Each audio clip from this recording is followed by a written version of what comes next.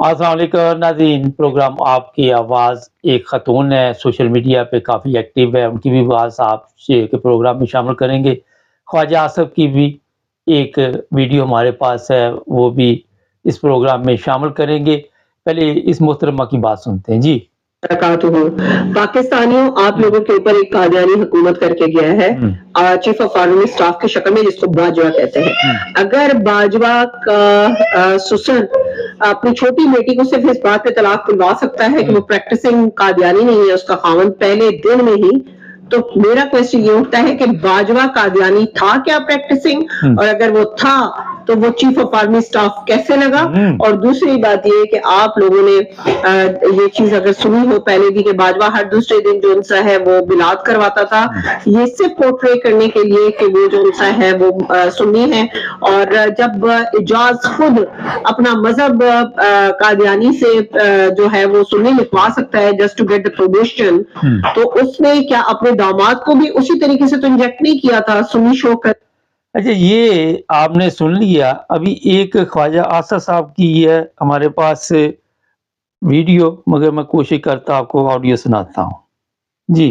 और उसके बाद उसको दूसरी सोच कि भाई अरब ममालिक ने अगर रिकग्नाइज कर लिया उसको, लेस्टर को या कुछ ने, तो हम क्यों?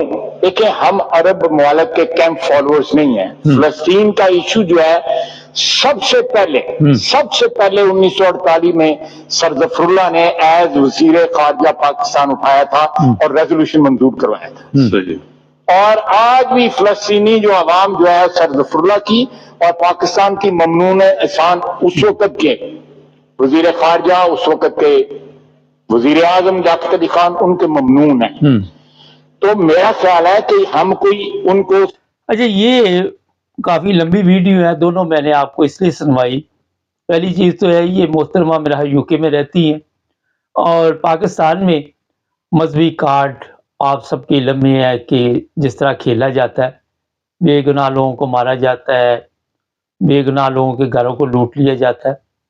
कमर जवेद बाजवा के मतलब ये सवाल वो उसके जाने के बाद भी चल रहा है कि क्या वो कादियानी था, अहमदी था। ये बड़ा एक अहम सवाल है।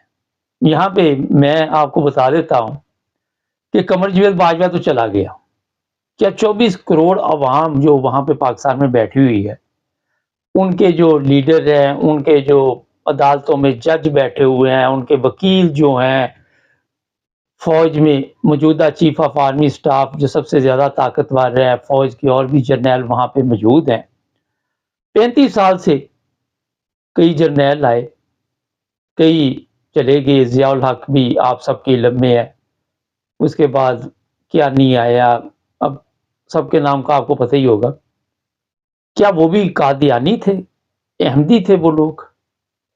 उन्होंने जिस तरह मिलकर इस मुल्क का बेड़ा गर्क किया सियासतदानों के साथ, और जिस तरह अय्याशी कर रहे हैं, कोई ऑस्ट्रेलिया में कर रहा है, कोई अमेरिका में कर रहा है, बताया जा रहा है कि कोई 250 के करीब जर्नैल कनाडा में मुकीम है, ये भी रिपोर्ट है। ये सब जो कुछ भी करते रहे, ये तो कादियानी नहीं थे। ये तो कहते थे कि हम बड़े ज़बरदस्त मुसलमान हैं और मुहिब्बे वतन है पाकिस्तानी, और पाकिस्तान के लिए जान देने के लिए तैयार हैं। जब ये पेंशन पे जाते हैं तो ये मुल्क छोड़ के किसी और जगह चले जाते हैं। आप अंदाज़ा लगा सकते हैं कि मजहबी नफरत में हमने इतना इजाफा कर दिया पाकिस्तान में कि जब पाकिस्तान बना सब एक थे, इकट्ठे थे, पाकिस्तान की दुनिया में इज्जत थी, कदर थी, मजहबी कार्ड खेला गया। आज भी अगर आप पाकिस्तान में मुख्तलिफ लोगों से मजहब के बारे में पूछे तो उनको मजहब का कोई इल्म नहीं, अक्सरियत को। और जिन लोगों को इल्म है उन्होंने भी मजहब को तिजारत बना दिया, ताजर बन गए। आप जाएं, अगर आपका कोई काम नहीं हो रहा, कोई मजहबी बंदे की ज़रूरत है तो वो भी आपकी मदद कर देगा। बस उसको ज़रा आपने हड्डी डालनी है, उसके बाद आपका काम हो जाएगा। सियासतदान है, अब ये एक अरब सियासतदानों को हिस्से में है, ये कादियानी तो नहीं है। आपके जर्नैल जिनके खिलाफ इस वक्त अवाम उठी हुई है, वो भी قادیانی ہے جس طرح یہ بتا رہے احمدی، وہ تو نہیں ہے۔ پھر یہ جو آپ کے عدالتوں میں جج بیٹھے ہوئے ہیں، جن کا انصاف سے دور دور کا تعلق نہیں ہے، یہ کون ہے؟ ان سے پوچھے ذرا جا کے۔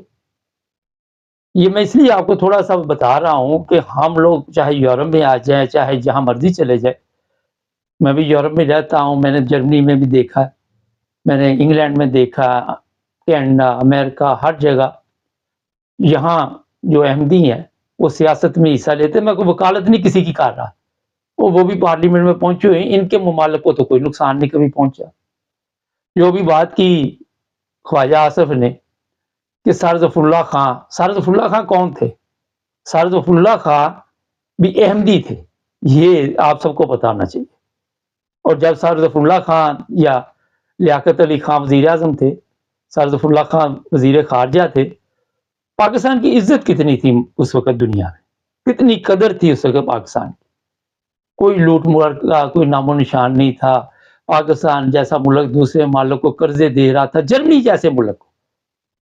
اس کے بعد یہ 74 کے بعد مذہبی کارڈ کھیلا گیا، مذہبی کارڈ پھر ضیاء الحق نے کھیلا اور مذہب پہ اتنا زور دیا کہ آپ مذہب سے دور نکل گئے، مذہب پہ اتنا زور دیا کہ لوگوں کے دلوں میں اتنی نفرت پیدا کر دی کہ وہ مذہب کو تو سمجھ نہ سکے، لیکن ملک کا بھی بیڑا گرک کر دیا، معاشرے کا بیڑا گرک کر دیا، ہر چیز کا بیڑا گرک کر دیا۔ میں نے جب اس خاتون کی بات سنی، تحقیق کی، تو پتہ چلا کہ جو پہلے نوٹ تھے پاکستان کے، ان پہ بھی ایک احمدی کے سگنیچر ہوتے تھے جب پاکستان میں پیسے کی ویلیو تھی۔ اور پھر یہ بھی جب میں نے تحقیق کی کہ جو جنرل تھے، جنرل اختر حسین، جنرل عبدالرئی، اور بھی نام آتے ہیں، اب مجھے سب بتانا ضروری نہیں، وہ بڑی بہادری کے ساتھ لڑے اور لڑائی کے دوران ہی کمان تبدیل کی گئی ہے جہاں سے پاکستان کو نقصان پہنچا۔ آپ یہ تاریخ پڑھیں، یوٹیوب پہ جائیں، وہاں پہ آپ کو سب کچھ مل جائے گا۔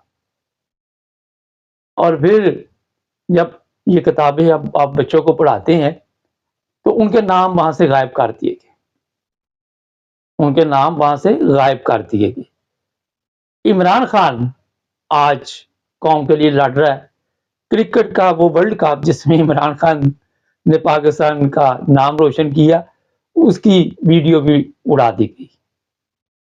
یہ کیوں ہوتا سب کچھ؟ کیوں اس طرف ہمارے حالات جاتے ہیں؟ پچھلے دنوں چند ماہ پہلے میں مراکش میں گیا تو مجھے پتا چلا کہ مراکش کے لوگ جو ہیں، مراکو، وہ بڑی عزت کرتے ہیں سر ظفر اللہ خان کی، پاکستانی پاسپورٹ کی بڑی عزت کرتے ہیں، پاکستانیوں کے بڑے احسان مند ہیں۔ پتہ چلا کہ وہاں بھی ایک ایسا کام ہوا تھا، اس پہ میں نے اسپیشل پروگرام کیا ہوا ہے کہ سر ظفر اللہ خان نے مراکو کی بڑی مدد کی تھی، اور جس کی وجہ سے مراکش کے لوگ جو ہیں وہ احسان مند ہیں پاکستان کے۔ یہاں سے تھوڑا سا میں اور بھی بتا دوں کہ جو جسٹس تھے، چیف جسٹس انٹرنیشنل عدالت کے، وہ بھی سر ظفر اللہ خان رہے ہیں۔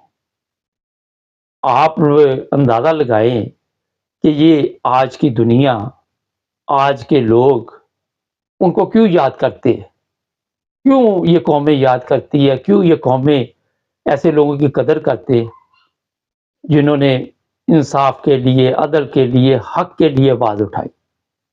آج آپ کے سیاستدانوں کی کوئی عزت کرتا ہے؟ چلے آپ بتا دیں، انٹرنیشنل لیول کو چھوڑ دیں، پاکستانیوں آپ بتا دو، آپ عزت کرتے؟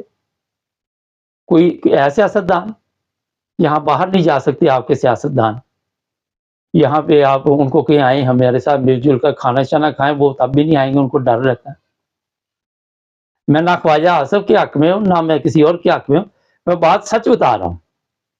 مذہب کارڈ نے پاکستان کو ایسی، ابھی تھوڑے دن پہلے ایک خبر چل رہی تھی، عمران خان کے متعلق بھی مذہب کارڈ کھیلا جا رہا تھا، آج بھی کوشش کی جا رہی۔ تو میرا خیال ہے کہ ہمیں ذہنی طور پہ تھوڑا وسیع کرنا چاہیے کہ ہماری غلطیاں جو ہیں وہ اپنی غلطیاں ہیں، نہ کہ آپ اپنی غلطیاں دوسروں پہ ڈالتے رہے۔ آپ کے سیاستدان کیا کرتے؟ اپنی غلطی دوسرے پہ ڈال دیتے۔ وہ جس سے پیسے ملے گا وہ بھی کہے گا میرے نہیں ہے، اور پھر کس طرح پاکستان چل گیا. اس میں ایک چیز بڑی ذہن میں رکھے، 74 تک چلو جی آپ اکٹھے مل کے رہ رہے تھے پاکستان میں، 74 کے بعد احمدیوں کو اقلیت قرار دے دیا. وہ پھر ظاہر ہے آرڈیننس ایک آیا، میں نے چیک کیا، ضیاء الحق نے آرڈیننس جاری کیا، اور یہ بھی میری اطلاع ہے کہ بے شمار پاکستان میں جو احمدی جیلوں میں پڑے ہوئے ہیں، بے گناہ ہیں، جج فیصلے نہیں کرتے، جج سنتے نہیں، ڈرتے ہیں. تو اس کے بعد تو اگر آپ کو یہ تھا کہ یہ پاکستان کے لیے مخلص نہیں تھا، پھر اس کے بعد 74 کے بعد تو پاکستان جنت بن جانا چاہیے تھا نا. یہ تو جہنم بن گیا. آپ نے ان کو تو ایک علیحدہ کر دیا. ایک جنرل تک کیسے پہنچ سکتا ہے کہ احمدی یا قادیانی جس طرح آپ کہتے ہیں، کس طرح پہنچ سکتا ہے؟ یہ سب کچھ جو کچھ کیا جاتا ہے صرف اپنی غلطیاں ہم چھپانے کے لیے دوسروں پہ ڈالتے رہتے ہیں. آپ کے 80,000 بندے مر گئے وہاں پہ، کسی نے پاکستان میں یہ بات مانی کہ ہماری وجہ سے یہ سب کچھ ہوا؟ ڈالروں کی بوریاں آتی رہی بار بار کی، کسی نے یہ نہیں پوچھا کہ جناب یہ جاتی کہاں میں؟ در در سے ہم قرضے لیتے ہیں، در در سے ہم بھیک مانگتے ہیں، امداد مانگتے ہیں، اور ہمارے جو مزاحیہ پروگرام اس میں بھی یہی ہوتا کہ کوئی ہماری مدد ہی کر جائے. یہ انٹرنیٹ نکلا، فیس بک پہ، سوشل میڈیا پہ لوگ مدد مانگتے، وہ غریب بھی ہیں، فراڈی بھی ہیں. کس چیز میں ترقی کی ہم نے؟ فراڈ میں، 2 نمبر میں. مذہب بھی جو آپ سب کے علم میں، یہاں جائیں آپ سوالات کریں لوگوں سے جا کے مذہب کے بارے میں، کسی کو پتہ نہیں ہوتا. میں یہ سن رہا تھا کلمہ لا الہ الا اللہ محمد رسول اللہ کا مطلب کیا ہے، تو وہ کسی کو پتہ ہی نہیں تھا. آپ کے لوگوں کو تو یہ نہیں پتا کہ 14 اگست، وہ پوچھ رہا تھا 14 اگست کس دن آتی ہے، تو وہ کہہ رہا تھا 28 کو آتی ہے، کوئی کہہ رہا تھا پتہ نہیں کب آتی ہے، کوئی کہتا تھا میں تو پڑھا لکھا نہیں، مجھے پتہ ہی نہیں. جو چیزیں آپ لوگوں کے اوپر ڈالتے ہیں اصل میں وہ اسی طرح ہی میں کہہ سکتا ہوں آپ کہ اس طرح مدعا دوجے تو پا کے اپنے آپ کو بچانا، لیکن بچتے خود بھی نہیں. یہ غربت افلاس جو کچھ بھی ہو رہا ہے، عدالتوں میں انصاف نہیں، اداروں میں انصاف نہیں، غنڈہ گردی ہے، جو طاقتور لوگ ہیں غریب کو سمجھتے کچھ نہیں. یہ کس کا قصور ہے؟ تو یہ میں بتا دیتا ہوں آپ کو کہ سب سے پہلے اپنے گریبان میں دیکھنا چاہیے. جب تک پاکستان ایک مل رہنے والے ایک قوم نہیں بنیں گے، ایک قوم، چاہے وہ عیسائی ہو، احمدی ہو، ہندو ہو، کوئی بھی ہو، اس وقت تک پاکستان ترقی نہیں کر سکتا. یہ یورپ میں ہم رہتے ہیں، پاسپورٹ پہ کوئی مذہب کا خانہ نہیں، کسی کو پتہ ہی نہیں ہے. آپ مذہب کا خانہ نکاح نامے میں ڈالا ہوا، آپ نے ہر جگہ پہ ڈالا، ہر جگہ پہ کوئی آپ کو اچھی خبر نہیں ملتی، کسی جگہ سے بھی اچھی خبر نہیں ملتی. اپنے آپ کو بدلیے. آپ یورپ میں رہ کے بھی سوچ نہیں بدل سکے، اپنا مائنڈ چینج نہیں کر سکے. یہاں یورپ میں آپ کسی مذہب کے خلاف نفرت کے بارے میں بات کریں تو آپ کو پتہ چل جائے کہ کس طرح یہاں پہ قانون حرکت میں آتا ہے. تو جناب سب سے پہلے میں ان محترمہ سے بھی کہوں گا کہ آپ یورپ میں رہتی ہے، جس ملک میں آپ رہتی ہیں، آپ کسی آفس میں بھی جائیں، وہاں پہ آپ کو ہر قسم کے لوگ، مجھے عرصہ 38 سال ہو گئے، مجھے کبھی کسی نے پوچھے نہیں آپ کا مذہب کیا ہے. میرے ہمسائے نے نہیں کبھی کسی نے پوچھا. ہماری شناخت پاکستانی بنتی ہے کہ ہم پاکستان سے آئے، چاہے ہمارے پاس یورپین پاسپورٹ. یہاں آ کے بھی اگر ہم نہیں سیکھتے تو بڑا افسوس ہی کر سکتے ہیں. نفرت میں اتنے آگے نہ نکل جائے کہ پوری قوم کا بیڑا گرک ہو جائے، تو وہ پوری قوم کا بیڑا گرک 3.5 سال پہ ڈال دے، کبھی کسی پہ ڈال دے. حالات تو آپ کے 76 سال سے ایسے چلتے آ رہے. ہمارے چینل کو سبسکرائب کریں، جڑے رہیں ہمارے ساتھ.